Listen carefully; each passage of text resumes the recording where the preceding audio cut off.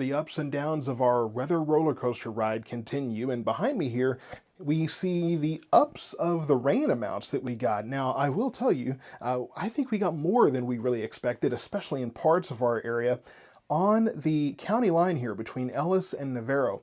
Of course, that's where we had a lot of the rain Friday night, where it was riding that stationary front. We got plenty of rain there.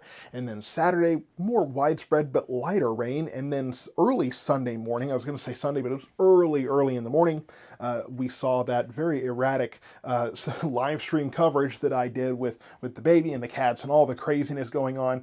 Very strong storms pushed through, brought some hail, a lot of hail actually, to parts of Hill and Navarro County there, some hail in Ellis, but really most of our southern counties.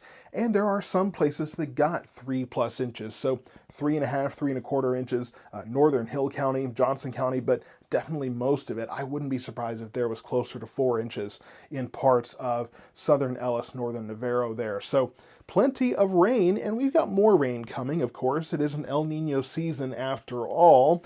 We cleared out nicely today, though. You see the system headed off to the east, and you can still see that snowpack out in the panhandle here. You can see that it's starting to contract. It's starting to not weaken, but better term is melt out there.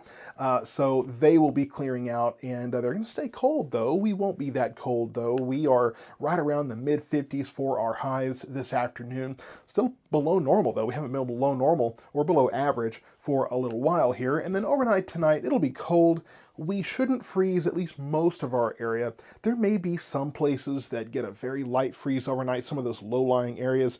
If you're really concerned about those sensitive plants, maybe bring them in and cover them up. But for the most part, I think most of us will stay above freezing overnight.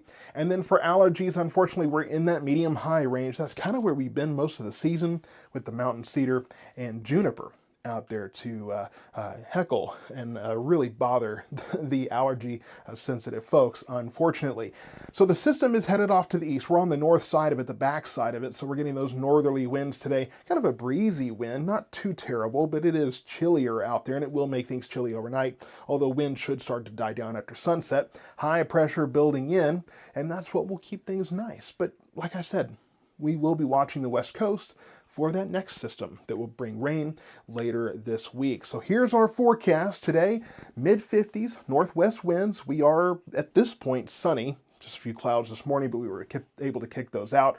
30s overnight, 62 tomorrow, so we're already warming up. Light west winds, 40 overnight tomorrow night. Wednesday, Valentine's Day, the day looks nice. Maybe a little bit breezy from the south. Upper 60s for your temperatures. Upper 40s overnight. So in time for dinner plans, late movie. Yeah, it might be a little bit chilly. You'll want to take something light, a light jacket, light sweater with you. Thursday, we're right back to 70 with breezy southwest winds, and then our next system arrives on Friday. Now, I'm not too sure about the timing of the front. It could be earlier in the day. Right now, it looks later in the day, probably Friday evening, Friday night. I think we're able to warm up just fine with breezy south winds, but yeah, you see upper 30s overnight Friday night. Saturday, we're low 50s. We may not even get out of 40 that day, out of the 40s, I should say.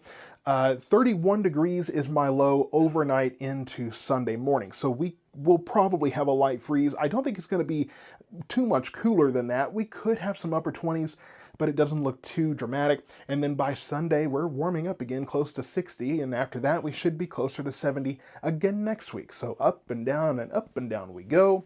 We're warming up this week. We get cooler for the weekend.